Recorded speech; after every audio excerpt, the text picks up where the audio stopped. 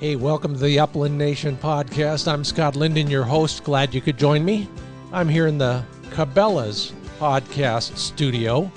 Yeah, we're outfitted by Cabela's, all our dog gear and all of my apparel. But we'll save more of those details for later because I've got a great show in store for you. On the Facebook page a while back, I asked everybody what kind of advice they'd give to puppy owners, first-time puppy owners, and boy, did I get a raft of great information and advice. So much so that I thought it would be worth talking about here on the Upland Nation podcast. So we'll have some calls, we'll have some Facebook comments, a few emails here and there, and if you are or you plan to be a puppy buyer / owner in the near or distant future, there is something in store for you. Maybe even if you're not, maybe you can pass it along to somebody who is, or maybe you're selling or giving away puppies, and if you are, I hope we can help you a little bit. But that's not all. As you know, every week on this show, I will talk about a public access spot for you, some dog handling strategies, adventures, some tips and tactics, and all sorts of other fun stuff, including what I consider to be a lesson for all of us.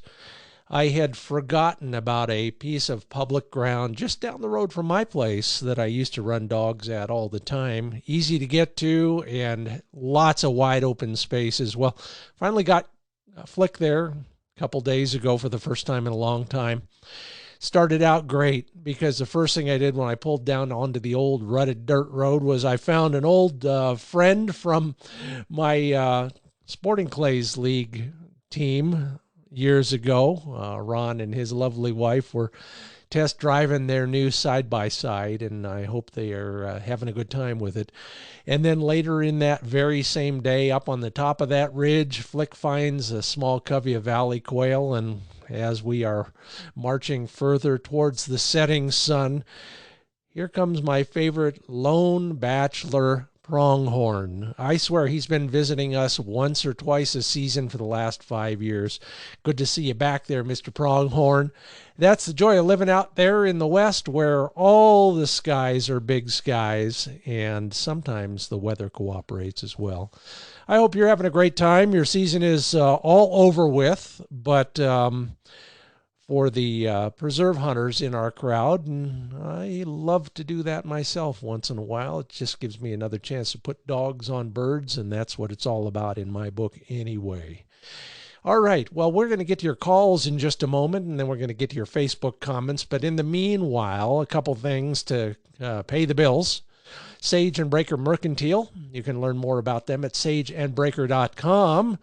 Just sent off another blog post for their pages, all about why I love shotguns and what they really do for me. In this case, take me back to some of the places I love in ways that pictures and video just can't do it. So visit sageandbreaker.com, sign up for their mailing list. That's how you get advance notification on all of their new products. And Dogtra.com is where you learn more about the T&B Dual Collar, my favorite training collar. There's a sale on right now, so visit Dogtra.com and get in on the savings. All right, so like I said, Facebook asked everybody, put up a little picture of one of my other dogs, Manny, from years back, and it's a great one, so if you haven't been there, take a look. Share one of your own. That was the whole idea there, but I also got a whole lot of great information on, advice to puppy owners, puppy buyers, that sort of thing. Here's a couple comments from the page.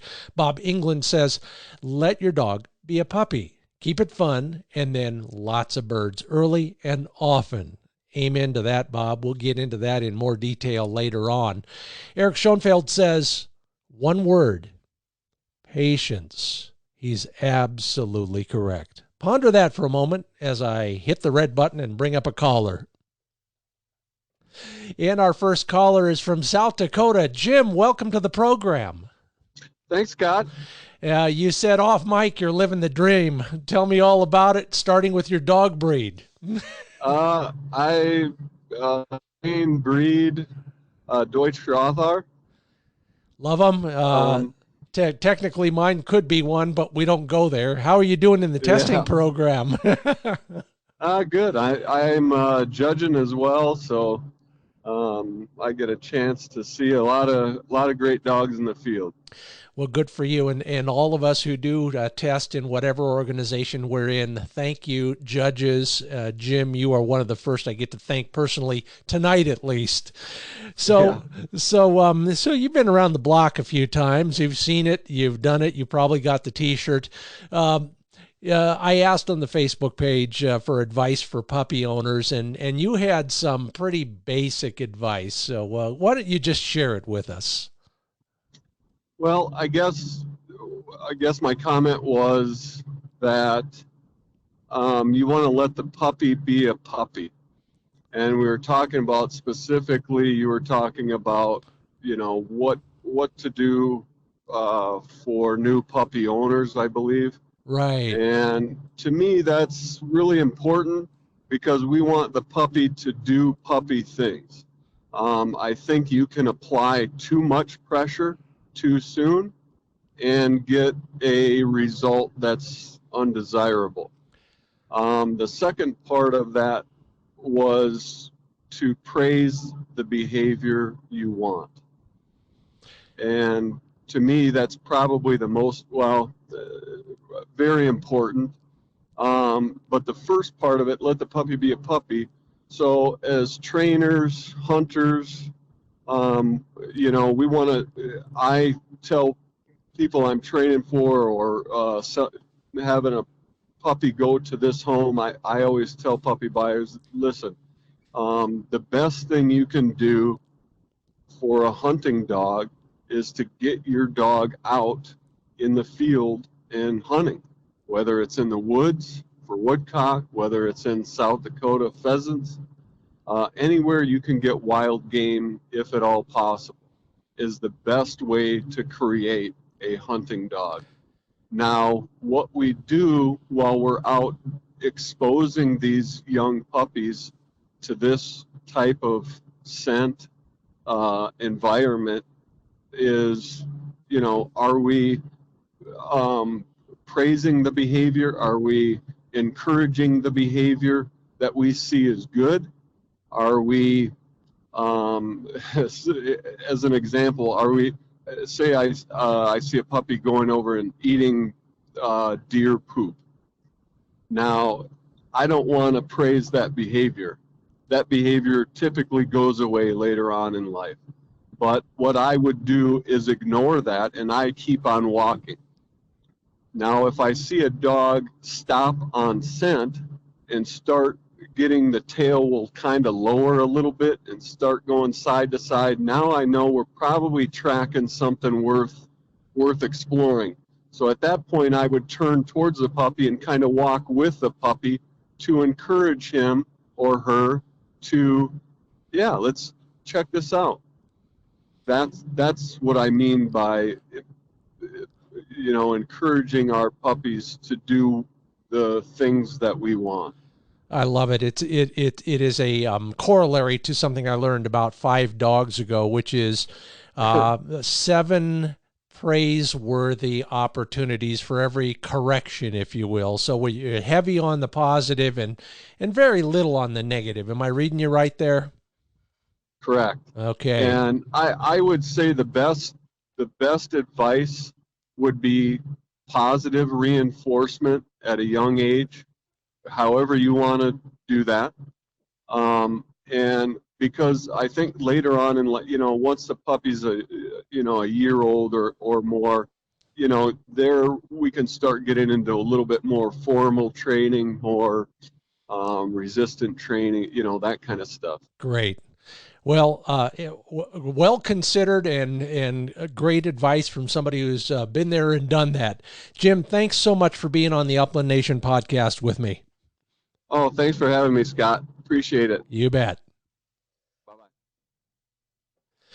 Oh, always good advice coming from South Dakota. I don't know what it is, something in the water over there. Anyway, we're up in Michigan now. Tyler, welcome to the program. Hello. What's your dog breed? Vishlas. I have a couple of older Britneys too. Excellent. Keep those old ones good and happy. They deserve it. I'm sure they've earned their place in your household, right? Oh yeah. Yep. Excellent. Well, we were talking about puppy advice for puppy owners and that sort of thing. And you have some interesting things to say about that. Why don't you just kind of elaborate on what you told us on Facebook? Oh yeah. Our biggest thing with the puppies is we always like to keep track of them. We have a couple young kids, and we never know if there's going to be Play-Doh or anything that we don't want them eating. So we always try to have them out where they can be supervised, and then the kids and the dogs. But put the dogs in the kennel when we can't watch them, so that way they don't eat anything funny that we don't want them to have. So, do you employ the same strategy for the little kids? Yeah, exactly. Yeah. When they were really little, we'd set up the X pen at the field trial and let them play in the sand and stuff. That way, they wouldn't go in front of the dogs, horses, and cars. So. I love it, and that's probably okay and not illegal.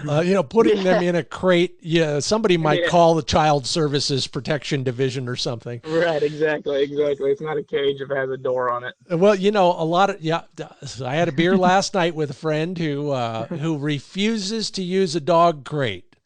Oh, he's got a let's just say a non-hunting breed that has already taken his steering wheel and his gear shift knob down in shreds. How do you help puppy owners, or with your own puppies? How do you introduce the kennel to people? I mean, to people. Yeah, to the dogs. Yeah, you know what I mean? Yeah. Yeah. We try to. We like to try to, if we can, get them to feed in there. Yeah. At least throw a couple kibble in there when we bring them in from outside and whatnot. That way they get to like it. If you can do like a X pen around the kennel and get them to like going in and out on their own, that's helpful. Yeah. Sometimes you just have to let them cry it out. But you make a good point. If it's with, and by the way, if you're, because it took me a long time to figure out what X pen was. I thought it was kind of a, it means exercise pen. It's the fold up kind of, about 4x4 most of the time, wiry kind of things. So folks, if you have an X pen and you can put a crate inside that, then the dogs can kind of access the crate voluntarily. They're not forced into it, if you will. You think that's the theory there, Tyler? Yeah. Oh yeah. Yeah. And then the other thing we like too is we do like the not to push a brand, but we do like the rough toughs because they don't have the ability to pull their teeth on the wire. Oh yeah. So we do like that too, because the young puppy can get stuck on there. Also, because we had one incident when they were real little with the Brittany, that we had a carabiner on one of the wire crates, and the dog got its mouth stuck on the carabiner. For a good thing we were home, but oh wow. So so anything like that they can get a hold of and get stuck in there. Plus, every puppy we've owned loves to pull stuff in their crate. So anything that's around their crate, if they're in wire, it'll end up inside their crate in one piece or another. So yeah, may as well plan for it, huh? Right, exactly. So okay, I can't leave without asking you, of all the things you've seen puppies or children eat, what's been the most amazing? We've seen whole fleece rope bones go through. Ay. Yeah, come out the other side in one piece. The other one that's really kind of funny was when we were little, we had an English setter that probably would have made a great field trial dog because he was so high energy, but we were just little kids. But he used to like to eat crayons, so he would have the most multicolored poop that you ever saw. Oh, and a happy ending, pardon the pun. Yeah, exactly. It's just kind of funny. Yep. Oh, I love it. Well, those are good stories, and I'm glad we picked up on that as well. Hey, thanks for being on the Upland Nation podcast, Tyler. Yep. We love the show and everything too. Thank you. Thank you. Yep. Have a good day. All right. Thank you. Bye-bye. Yep. Bye. And this is why I've never had children. That's not the only reason. Some of you know that I was a band director. I taught at the junior high, the high school, and then at the university level. Frankly, there's no difference between any of those when it comes to the students. But plenty of children in my life, and probably the best form of birth control I've ever seen. Anthony Bezinar, one of our top fans on Facebook. Anthony, thank you, and good luck with the new litter. By the way, they're just so cute, those little critters. Thanks for the pictures. Anthony said he doesn't have time to call because he's got, I think, 6 or 7 pups on the ground right now. He says body language is everything. So pay attention to what you're doing. And you know, that's also true later on in life with your dog, if you want to start reading your dog, if you will. So thank you for that. And then he also says, be patient. Funny, there's a theme developing here. Don't rush things. And remember, the dog will remember what you teach it. So one way or the other, don't teach it the things that you don't want it to do. I know that's easier said than done. Mike Nader says it's just a puppy. Everything in puppy's life is under your control. And as Ronnie Smith says as well, a puppy can do no wrong. Early on, training is a game and everything is training. The first command he teaches is go potty. Oh, yeah, sounds like you probably learned that the hard way, Mike. Thanks a lot. Let's get back to the phones. So Ludell joins me from Montana. Whereabouts are you? Anywhere near some of my favorite places? We're about 30 miles east of Billings. Yeah, now we're talking. In farm country. Yes. In farm country. So, excellent. yeah. Is that what you do? You grow something out there? No, okay. Not anymore. We had calves. We raised calves for a long time, you know, feeder calves and this sort of stuff. But we've got our kids raised and off, and now we have grandchildren. And when when the kids went away to college, I decided that I hunted over a really old chocolate lab with a girlfriend, and I thought, no, I want my own dogs. Yeah. So I was like, yeah, we raised really good kids, and I broke horses, and dogs are supposed to know all of this by themselves. So I got a golden retriever. Well, it could be worse. 8-week-old puppy. It could have been a golden doodle. So you've learned a lot with your golden. So tell me a little bit about the advice you might give to other puppy owners. So I should also back up and say I spent 18 years working around veterinary medicine. 8 of those years were actually in a clinic as a technician. And dogs are always getting into things they shouldn't, whether it's in their mouth, in their nose, in their ears, in their feet. One of the toughest things for your veterinarian is when they stick their nose in a porcupine or, you know, bite into something and cut the inside of their mouth, or even just to do dental work. So I've always taken my puppies and played with their mouths, make them sit in front of me, make them open their mouth, let me put my hands in their mouth like you're giving them a pill. They don't get to bite you. They don't get to throw a fit. So you have to have sit, stay, and calm down pretty good too. You know, and those are just basic commands that any puppy should learn immediately. Sit, stay, come. And then sit patiently and let me mess with your lips, your eyes. Pull their eyelids down, pull their ears up. Take their feet, front feet and back feet, and pick them up. You know, whether they lay down on their side, but they don't get to fight with you. You just make it a game when they're babies. Right now, I've got a yellow lab that's 10 years old, and she's hunted her heart out for me. But she's starting to get ear problems from cheatgrass, and because I hunt uplands, I don't hunt waterfowl. Yeah. And so she's actually kind of going deaf on me. Some of it's age, some of it's the other stuff.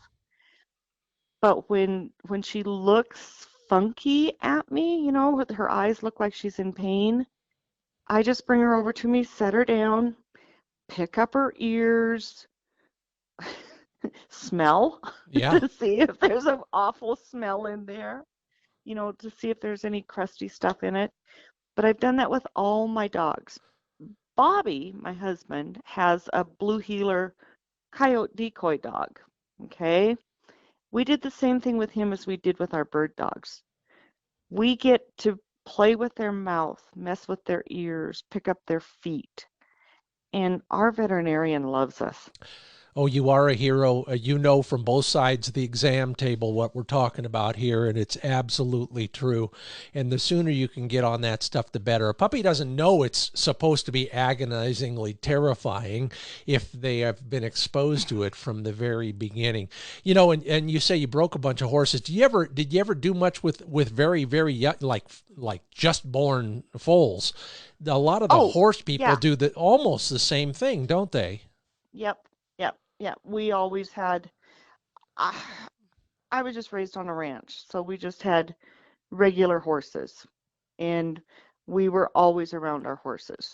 Lead them to water, mess with them around mama, scratch them, pick up their feet, just like the dogs. Excellent. Well, good advice from somebody who's been there and done that. I'm not going to ask how many times you have been bitten by dogs that weren't acquainted with all of that stuff, but I'm sure that you were a hero to some dog out there at some point in time. Ludell, thank you so much for being on the Upland Nation podcast. You bet, Scott. Thank you for including me. I do welcome. Appreciate it. Alrighty. Have a great weekend. You too. Bye. Bye-bye. So true. And if you're not doing it now, you better be doing it real soon. It's never too late. Do not give up if your dog is an adult, because you can still train this stuff. It takes a slightly different approach, I'm sure. Mike Siebert says on the Facebook page, socialization. Take your dog to the boat, the clubhouse, the trap range. Yeah, someday to the trap range. I shouldn't have even brought that up.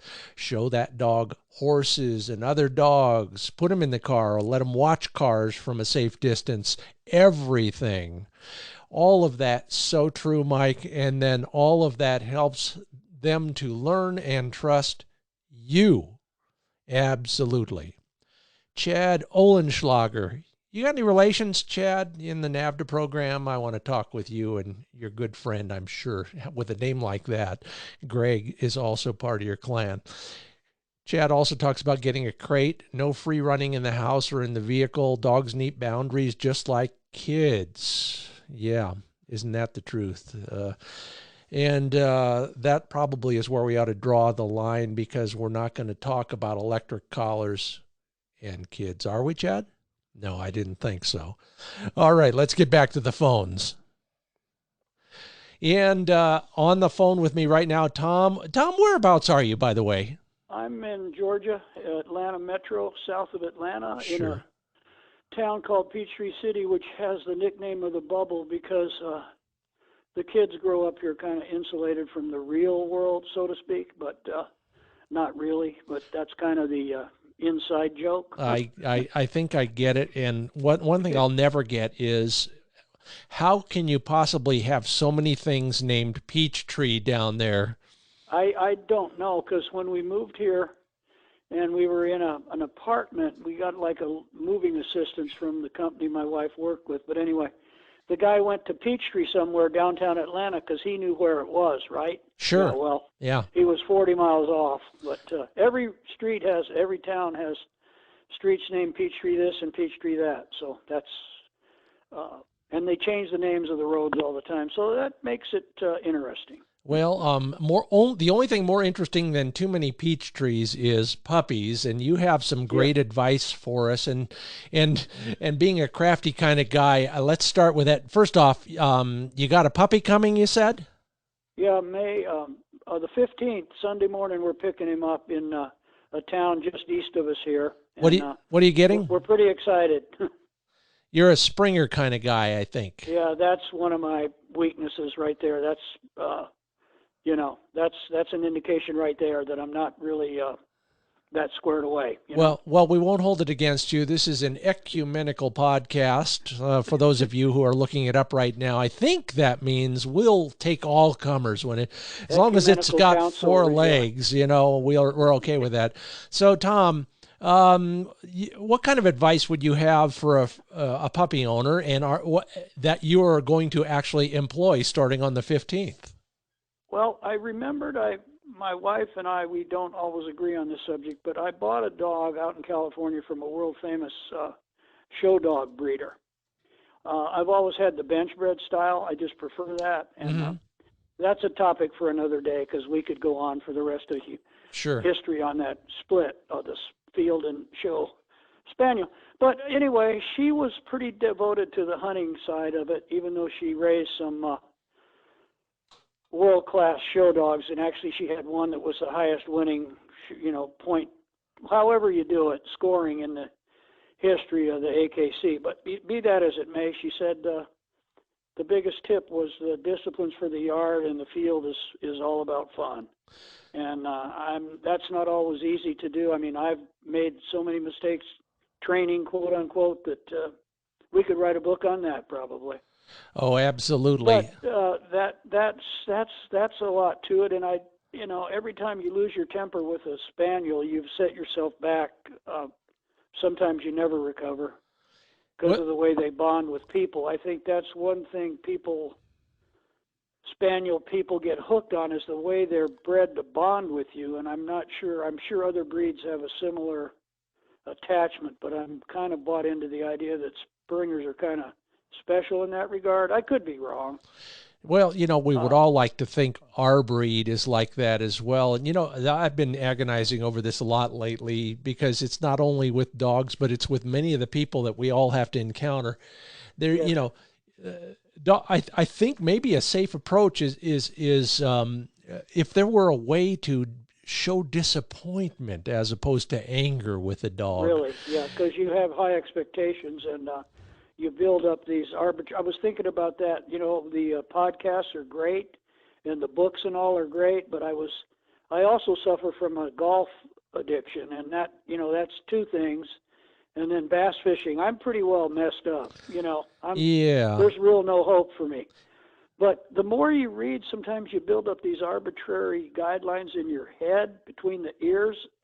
It happened to me when I read that Water Dog by Walters back in the day. Sure. He laid out all these hard and fast rules, and God almighty, it just didn't work for me. And it's kind of like a golf book. You get all these great ideas, but if you could do that, you'd be on tour. Yeah, there's a lot of armchair experts out there, and we're seeing it even in our world. There are guys doing what I'm doing right now with you that are on their first dog in their first year, and they're telling you and me how to do it, and then they're writing articles about it that can't get published anywhere except on their own page because there's nothing to it. But anyway, don't get me started on that stuff. I know how you feel. I mean, we won't get anywhere. We'll have to. Yeah. If we go down all these, well, what are they? Roads. The bad news is there's no 12-step program for bass anglers, golfers, or puppy owners. So I want you to just give me one more bit of elaborate slightly on the difference between the yard and the field and how that all kind of comes together. You say the yard is for discipline, the field is for fun. Yeah, she had a theory that you just never discipline the dog when it was all about fun, and she had to do that because she was trying to show them, and it ended up to where they weren't good at showing because I don't know, they just got to be homebodies and they loved to play. And I try to. I'm not really an expert on. I've gotten my dogs to be functional in the field, like as a raw hunter. I don't think you want to aspire to. What would be the steady to the bird and all that stuff to me is a little more advanced. If you don't have access to property and birds, I'm not sure how you get to that point. Well, funny you should bring that up. Yeah. I'm going to talk about that later. It's out of the reach of most people, including myself. I'm in Georgia. There's no wild game left, so and I deal with it. I had a world-class spaniel. The last one I had, we just put him to sleep the night before Thanksgiving, but my son had bought him for me, and that kind of changed everything because he was off the chart ability-wise. He had a couple of weak points on retrieving. So, I dealt with it. I don't know if I've got a lot of advice other than don't get too wrapped up in some ideal. I think you mentioned it on your podcast, too. I mean, the podcasts are great. Thank you. Because the sense of humor and the the well-rounded, whatever the balance comes through. I can't shoot a lick either, by the way. Oh, good. No wonder we get along so well. Yeah, and I can't catch fish, but I look good going fast in my boat. But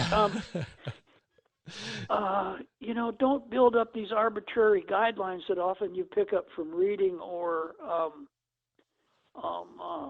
talking to folk or doing. I mean, all Yeah. the seminars and all that, they're really good, but you kind of you can't get there. I don't think most guys can. Do you? Well, yep, we can, but it probably will be to the detriment of our family life or something worse. And maybe the dog. Yeah, exactly. Too, because you get an expectation, and I know. Here, to me, the key on the last dog was the unseen fence in the yard and the whistle and the e-collar. I think that was indispensable, and I never tried that before. And here's another plug for springers. It took all of about 15 minutes to whistle train him, and about another 10 to get him on the e-collar. Yeah. So that was a raving success. I would recommend that for sure. Well, you know what you're telling me is if you get a dog that's been bred well, it's going to pick up on stuff a lot faster. And if you are careful about watching and learning from your dog, hey, that was a concept on my last book. Then if you pay attention to your dog, you're light years ahead of other people who are just sticking to the rules, if you will. Yeah, the arbitrary guidelines that they lay out, and that he needs to do this, and he does in a way. I mentioned, I think you had that Norwegian guy on the other night from the Pheasants Unlimited, Pheasants Forever. Sure, yeah. The UFTA man. I've got that also too. I got that Excellent. UFTA thing. Great. I'm from that's. So he mentioned. Oh shoot! I guess I forgot what the heck he was. Something about the process we're talking about with the Pheasants Forever, and anyway, that's kind of it. I think you try to not get too raised. You got to have a high bar, but you can't be arbitrary in the guidelines you set. I agree 100%. If we weren't up against a time restriction, we'd elaborate on that, but we will at some point. We're going to have a philosophical podcast sometime in the near future, and we'll all be able to riff as long as we want. But in the meanwhile, good luck with the new puppy. Keep us posted. And yeah, we didn't get to talk about your new puppy enclosure, but I'd love to see some pictures, and I'll share them with everybody on the Facebook page. Well, we'll stay in touch. The podcasts are great. I got something to do. I pay $1 million a month for cable TV and come home from work, and there's nothing to watch. I tell you what, the podcasts are taking care of me. Okay, well, I'm glad to be of assistance. Thank you so much, Tom. Yeah, you take care. You too. And on that note, we're going to take a quick break. Don't go away. In fact, continue to listen even if you're pouring a cup of coffee or something a little stronger, because here's where I get to talk about my favorite dog food, Dr. Tim's Performance Dog Food. You can learn more about all of his formulations at drtims.com, drtims.com. And if you are so inclined to investigate to the point where you are purchasing some new Dr. Tim's food, 30% off your first order if you use the code Upland Nation. That's right. Tim and I have worked hard on getting this stuff to you in a way that makes sense. 5 of the last 8 Iditarod championships were won by teams feeding Dr. Tim's dog food. He's got his own proprietary vitamin blend with added biotin and zinc. Hey, this is the good stuff, folks. Your dog deserves it. Go to drtims.com. Get 30% off with the discount code Upland Nation. And can you hear me now? ESPAmerica.com is where you learn more about ESP, electronic shooters. Hey, take 2, electronic shooters protection. ESPAmerica.com. They've got an Iridian nano coating on all of their products. It comes standard, protects the devices from water damage. Yeah, if you're out there in a duck blind, that's the most obvious protection, but it also keeps all that wet stuff when you sweat, humidity, moisture of all sorts. It all just beads up and rolls away. You know what it does for me? It keeps those devices in my ear a little bit more snugly. And of course, the custom fitting helps in that regard as well. So anyway, next time you're considering what or take a look at espamerica.com.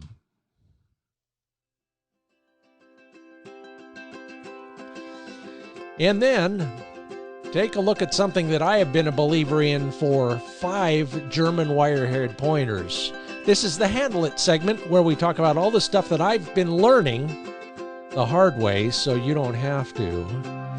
Here in the Cabela's podcast studio, I get to share with you all the good stuff. Today I was just out working on some force fetching with Flick, and it reminded me that I haven't talked to anybody about we call it a woe table. You can call it a training table. I don't care what you call it, but it is the bomb. Go to Google, just look up building a dog training table, and you'll find a number of versions of it. The whole point is get that dog up off the ground at your eye level for a bunch of reasons. The first is he's a little out of his element, so he's looking to you for guidance and protection. Yeah, he's off kilter slightly, and that is good. I use it these days, first off, because it's a great cue that the learning is starting. Get up on the table, we're going to learn something right now. It was originally developed by Bodo Winterhelt, probably among others. There are probably a million guys with back problems who decided this is an easy way to get better access to their dog without having to bend over as far. I still use it for all the usual stuff, retrieving, whoa, and easy physical exams on my dog. I can see their paws a little bit easier. I can see into their eyes, look at their ears, because all that stuff is right there at eye level. Ultimately, that all builds confidence for your dog because he is learning to cope with different kind of places, different perspectives, literally and figuratively. So consider a woe table. Good luck. I think you'll be glad you did.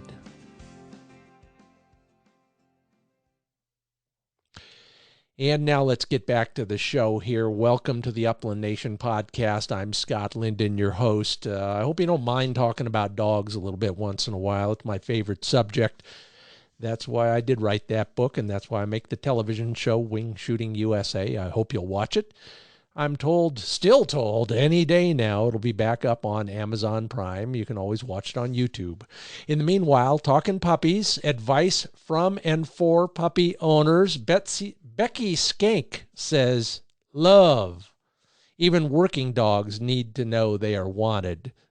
Can't argue that, Becky, not one bit. And then loyal listener Paul Hageman says, spend as much time as you can and enjoy the experience of puppyhood. Be consistent, start slow, and build every day. So I'm ready to go. Yeah, well, there's your cue. Oh, wait, that's my cue. That's Mike. He's on the line from, where the heck are you, Mike? Right now, I'm traveling from Lynchburg, Tennessee to Nashville, Tennessee. Oh man, from whiskey to country music. I can't think of a better drive. Wow. That's what we're doing this weekend. We were just spent a nice leisurely day at Jack Daniel's Distillery, and now we're heading back to Nashville. Well, good on you. What do you got planned? You going down to Broadway to listen to some of the music tonight? Yeah, I think that's the plan. I think we're staying right behind Broadway. And everything is within, 15 to 20 steps right out the door, and we're right in the thick of everything. Well, head for the restroom at Tootsie's Orchid Lounge, oh, yeah. and scratch your name on the wall next to mine, and go down to Robert's Western World, the home of BR549, and say hello for me. I wish I was with you there, Mike. But in the meanwhile, what kind of dogs you running these days? So I run Llewellyn. I run a Llewellyn setter, and I just run it one at a time. It's one all I can handle. But they're my favorite breed. I've been a bird hunter close to 29 years, and I only had my first dog going back about 7.5 years ago was my first dog. But I fell in love with the breed when I was hunting with some of my dad's coworkers and my father. And a couple had setters and a couple had springers. And I loved the whole aspect of watching the dogs work. And the setters were by far my favorite dog to watch. I don't blame you one bit. I know exactly what you're talking about. The hair standing up on the back of my neck. I got turned on to dogs for about the same reason, I think. We're talking puppies and advice for new puppy owners or from puppy owners. And you said you had something important to tell all of us. So what is it? So in my experience, and it's limited, but in my experience, the most useful tip I was given with a puppy in the house is to take their collar and take about a 6.5-foot cord of clothesline, cotton line, and tie a knot around that. And that should give you an indicator of where your puppy is going to always be. Because if anybody knows, especially if they have children, little children, puppies are a lot more work than a child, because you can place a child anywhere and they're not really going to go anywhere. But that puppy's going to find everywhere he can go, and maybe he does his business behind your couch or anything like that. But before you can let that happen, I say you get that tether on the collar, and you'll always know where they're going to be. It's like pardon the pun, but a telltale in the old days. Yeah, I love that idea. And of course, it also acquaints them with walking on lead to a degree. It gets them used to having a little pressure on their collar, if you will. So great advice and so true. You sound like you learned the hard way about finding dogs little gifts behind couches, though. Yeah, I usually catch them in the act. I tried to be a hawk on puppies. When it comes to housebreaking them, you really, for me, you really have to be diligent. And for me, I actually kept a log. I would keep a journal, a daily journal, when my dog would evacuate, and basically I would write the time down, and then I would kind of figure, with a young puppy, between 9 to 14 weeks, that they're going to go about every 30, 35 minutes. And if they don't, that's fine. But I would kind of mark down the time that I'd take them outside. If they were successful in, their evacuation, I would mark that. If they weren't, I would mark that. And I would come back in the house and say, all right, we'll give it another 10, 15 minutes. We'll go back outside and try again. But it kept me on a schedule, and I think it got the dog into a routine, which made him a little bit more comfortable in the long term. There's no doubt about that. Absolutely. Puppies are all about routine. Dogs are all about routine, and it's absolutely helpful. Great tips. Mike, when you go to Tootsie's, go out the back door. You'll be at the stage entrance for the Ryman Auditorium, the Mother Church of Country Music. That is the door that the one you walk through at the back of Tootsie's is the one every country star from the 30s on to the 90s walk through to have a drink in between sets at the Ryman. So toss one back for me. Have a great time in Music City. Thanks for being on the Upland Nation podcast. I appreciate it. It was a lot of fun. I'm a big fan, and keep continuing to do the good work that you do. Thank you. I will. Bye-bye. Bye now. Yeah, I wish I was there with him. Oh boy, the times I've had down there. And maybe you too. If you can remember them, that's the biggest challenge. Wade Bird on the Facebook page says, God gave your puppy all the abilities he needs to be a bird dog. Your job is 1, don't screw it up. 2, fine-tune those abilities by working with him. Patience and consistency, critical. If you don't know what you're doing, read a book by someone that does. Hey, there's a concept. Watch the videos, watch YouTube, and go to the seminars. Hey, do all of those things. Your dog deserves it. You want the most out of your dog, not just because they're a tool for hunting, but because it will create a better relationship between both of you. That's my advice.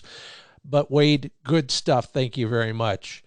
Daniel Mick also contributed on the Facebook page. By the way, that's usually we're discussing this stuff at either the Upland Nation Facebook page or the Wing Shooting USA Facebook page. Either one, I look at them both. Daniel Mick says, trust your dog and forget everything else that other people tell you.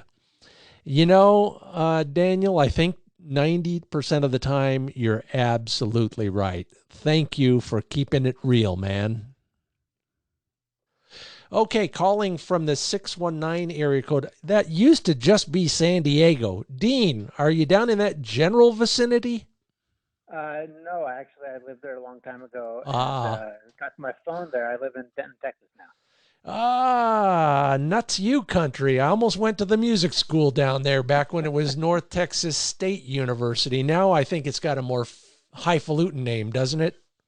It's just University of North Texas, and it has a great music program. Yes, it does. In fact, I remember playing a guest job once in a band where virtually everybody in the trumpet row had been robbed from the 1 o'clock band over there.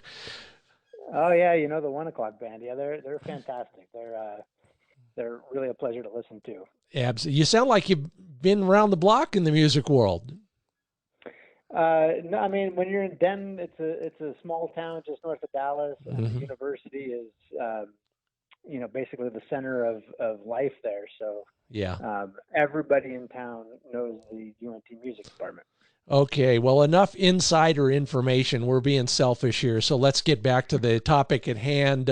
I asked about advice for puppy owners, puppy buyers, puppy sellers. Dean, you had some suggestions for everybody, and I think they're kind of what would I call them? Personal experience kind of advice. Am I right there? Yeah, I remember your post. I follow your Facebook posts and your podcasts, and I've seen your shows. So I just thought I'd chime in, and you reached out to me. But yeah, I'm not a dog expert. I'm not a trainer. I'm not a professional. I just enjoy hunting dogs. I have a Springer Spaniel and trained him up myself. So what was the most important aspect when that dog was very young? What do you think really worked well for you? And as I said on that Facebook post, one bit of advice that really stuck with me was, if you're not having a good time anymore, and if the dog's not having a good time anymore, then it's a good time to stop.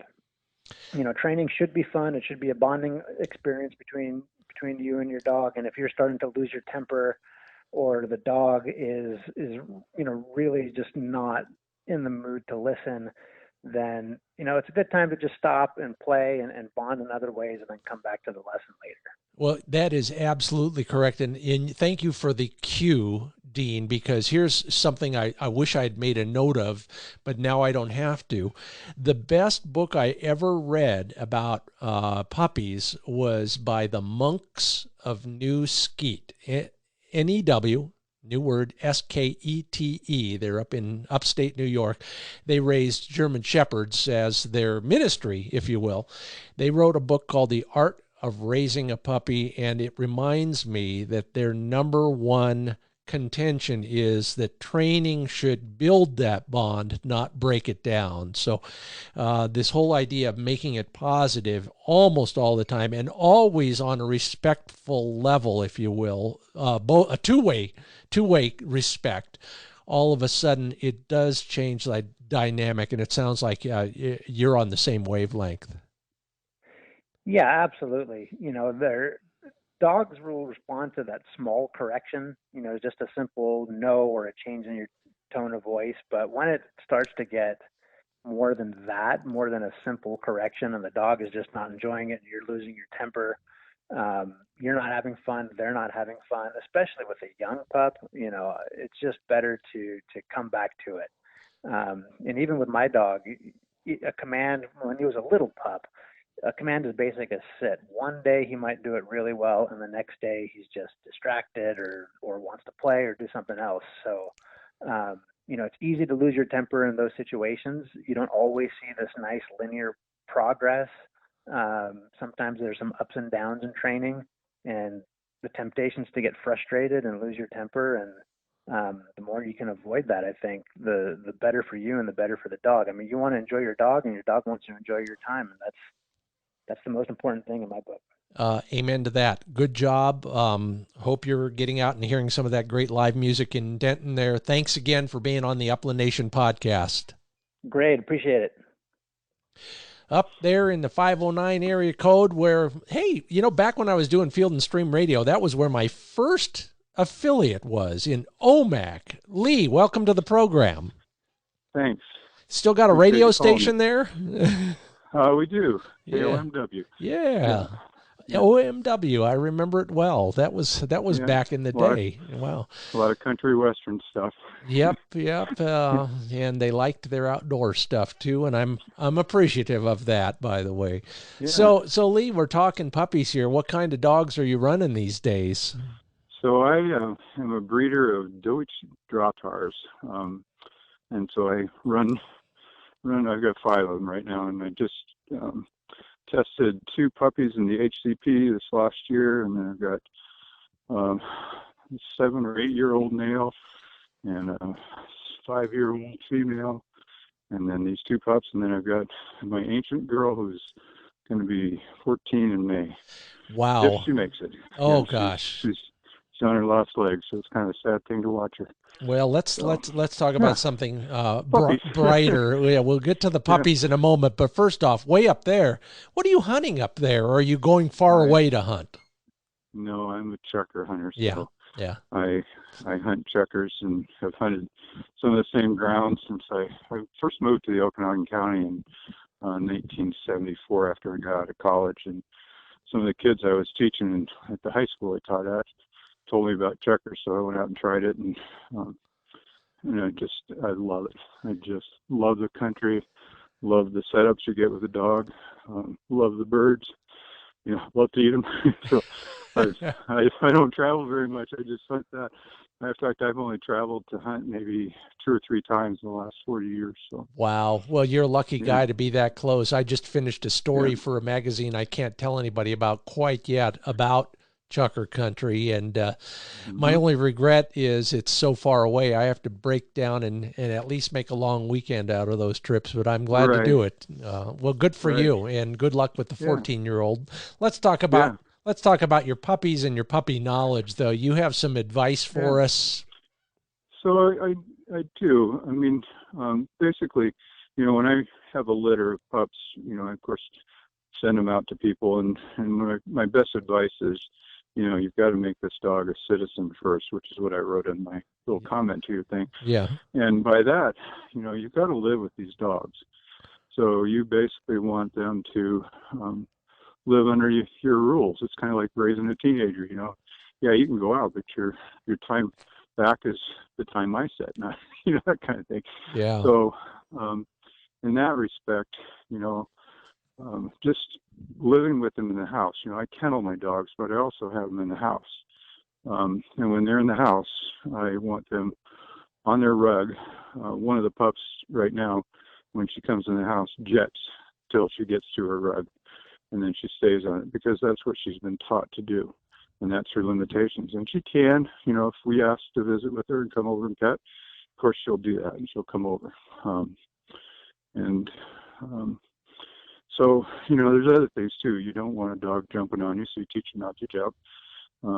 You want them to behave around their food. So I always do a food bowl down, but you wait, you sit or stand, whatever. Which I think then extends on to, when you're trying to teach them steadiness, because they already know they have to wait for good things, Love it. Whether it's food or birds, right? Yeah, so. and to a degree, it's the same thing. You're just basically teaching what we call it, self-control.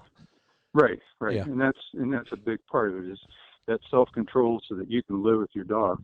And years ago, I sold a pup to a gentleman, and his idea of getting the dog to behave was to get another dog, and of course, a little bit younger.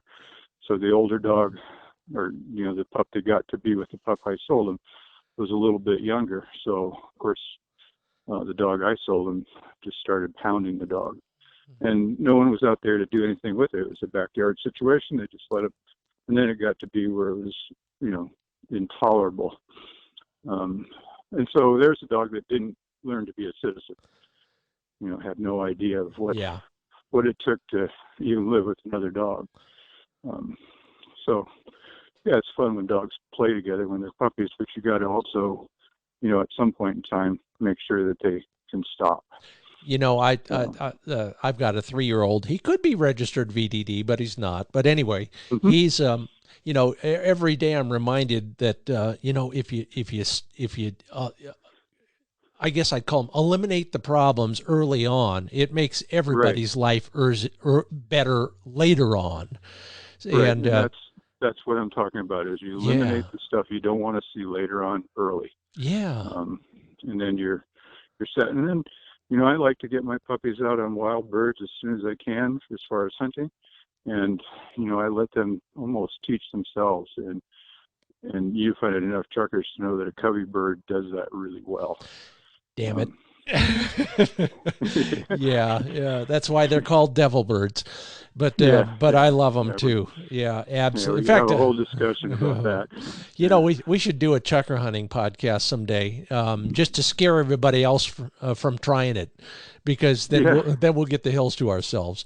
But anyway, good stuff. This last year, I only saw 2 people hunting, so, you know, and I don't know if it was my timing or what, because, you know, I did find crispy leaf shells behind, you know, they've been there, but for the most part, I had the hills to myself where I was hunting, and it was fun.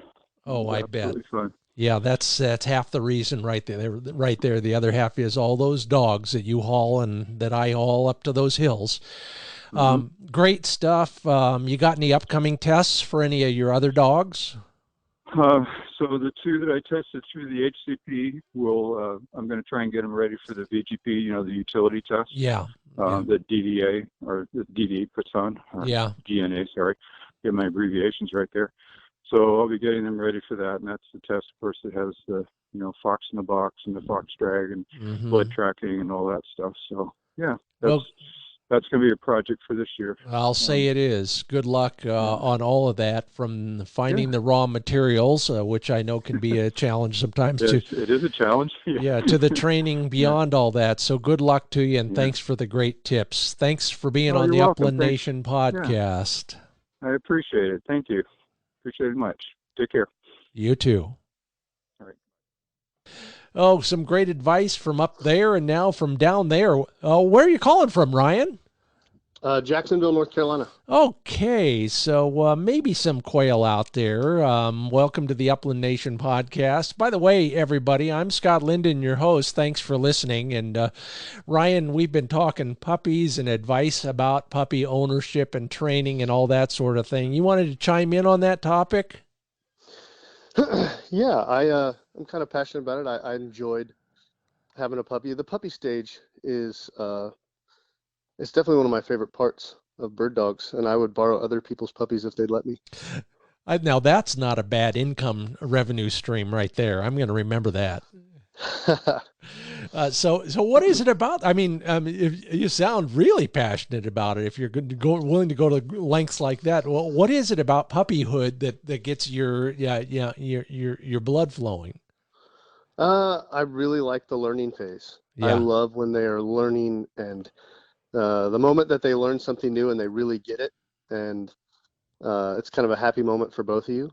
And there's a lot of memories I have from the poodle pointer that I have now when he was a puppy, that, you know, we just had a lot of great little moments working up to it. And, you know, those are the moments you look back on, you're like, yeah, I wouldn't trade that for anything. Well, all right. So just get our adrenaline flowing. Share with us one of those moments, because you know, we all need a little bit of an encouragement once in a while. So I guess one of them could be, he was probably 10 weeks old, 12 weeks old. It was starting to get warm out here, pretty warm, and I couldn't take him to a pond yet.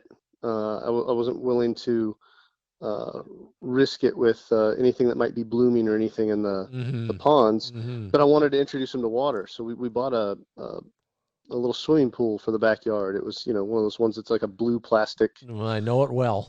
Yeah. And we wanted to get him into the water, and we kept stepping in the water and trying to call him, like, here, and he wouldn't come in. And my daughters, I had 2 small daughters at the time, and one of them was eating goldfish, those little goldfish crackers. So I said, hey, do me a favor, let me have a couple of those. And I tossed a goldfish in. I gave him one, And then I tossed one into the water, and he jumped right into that pool for that goldfish. Oh, I'm laughing with you because out west we call that the Cheeto trick. Ah, okay. and so then what? Oh, then you couldn't keep him out of the pool because he would get in there and he would be looking for the goldfish. Like, okay, I'm here. Where's my goldfish? Oh, that's hilarious. Oh, and so when you first started water retrieving, did you have to attach goldfish to all the bumpers? Oh no, he ended up really learning to love to swim and the retrieve. Like, I really didn't have to do much. I think that was pretty much built in. Yeah. I love it. But he did, like many puppies, mine included. Every one of my 5 wire hairs are the same way. They needed to be bribed into the water to start with. And I don't know what it is, but it sounds like a real win for you folks over there. Yeah, I can't keep him out of the water now. He's turning 5 soon. We go out anywhere and you'll hear him splash into something. Yeah. I had one like that. I wish I still had it, by the way. All of those things that you remember being so psyched up about when that dog was young. How does one of those manifest itself now with a 5-year-old? The water thing is one, but are there any others that you know for a fact you can attribute to successful puppyhood? Well, to be honest, the retrieving part. Yeah. I mean, we had a rule. You have to train the family too. Uh-huh. So we had a rule, like if you leave it on the floor, you can't yell at the dog for picking it up. And we just came up with a little thing. Anytime he picked anything up, you just called him to you and you praised the crap out of him. Whatever he did, whatever he had, it didn't matter. It didn't matter if it was your favorite thing in the world. Call him, praise him, and still now if he doesn't feel like he's getting enough attention, he'll pick something up and bring it to you. Like, hey, let's, give me some praise. So that retrieving instinct and just kind of fostering that when he was a pup kind of continued on. We're living it now. Yeah. It's dish towels at our house. And we have to remember that at least he's bringing them to us. So we can't get too worked up about it. But absolutely right. You're right on and early on there. As we've heard over and over again, not just here, but everywhere else, a puppy can do no wrong. And like you said, we need to teach everybody in the household that's the truth. Good for you. All right. Well, I hope you have a great training season. That's all we got left for a while here. And so glad you could join us on the Upland Nation podcast. Thanks, Ryan. Oh, thank you, Scott. Oh, I could go on forever on this topic because it is fascinating and multifaceted as well.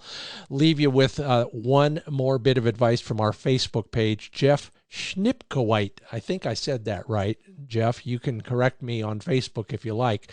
He says, well, much like Ryan just did, start with the end in mind. Have a clear vision of what you want your dog to end up as before you start training. Steady to wing and shot, just steady to wing. Used for waterfowl, upland, or both, house dog or kennel dog, etc., etc.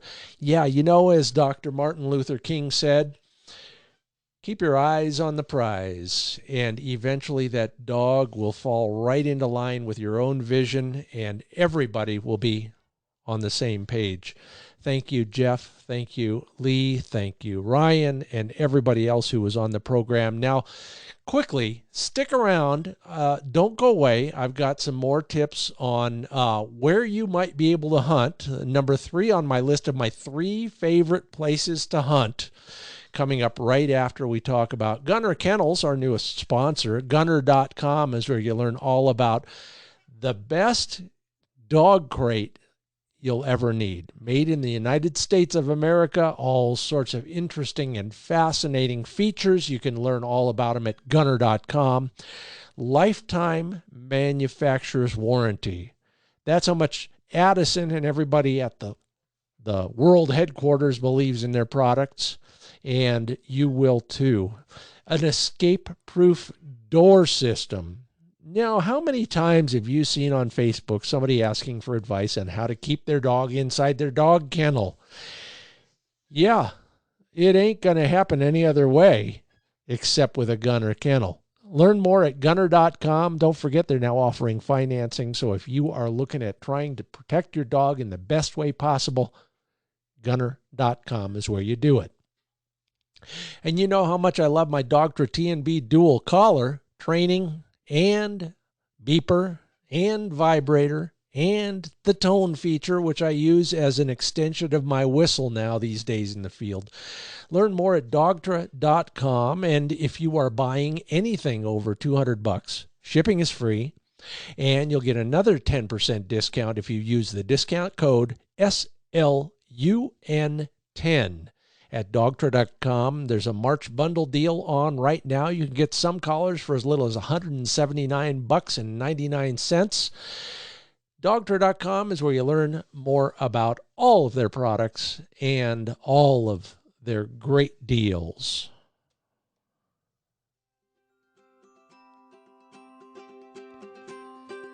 Well, I think if you watch the television show, you probably know how much I love Kansas, and that is the topic for this week's edition of This Land is Your Land, where I like to clue you into some of the great public access bird hunting spots that I've been to over the course of 30 years of looking for wild birds in 24 different states.